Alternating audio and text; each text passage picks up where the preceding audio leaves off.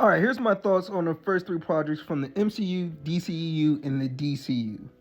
I feel like what people sometimes forget or don't really think about, those first three Marvel projects, Iron Man, Hulk, and Iron Man 2, were make or break for Marvel. Honestly, if Iron Man did not do as well as it did, this cinematic masterpiece would have never happened. Even till this day, everyone comes back to Iron Man.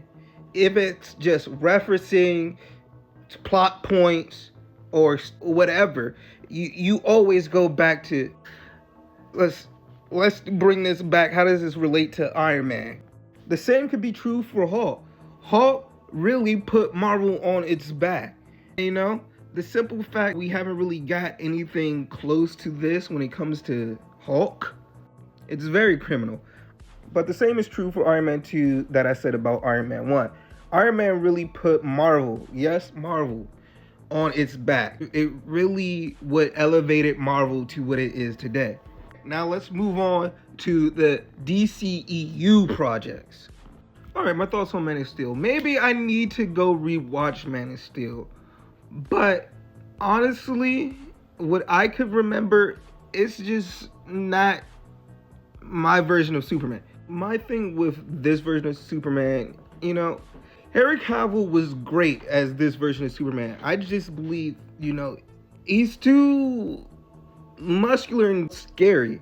Right? I wouldn't say scary like I'm scared of him, but I just feel like this version of Superman, and the same can be said for Superman and Batman, right?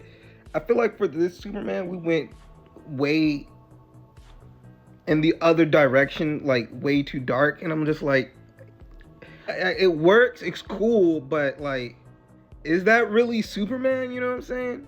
Also, the other fact that we went from Man of Steel straight into Batman v Superman, it was just kind of rushed.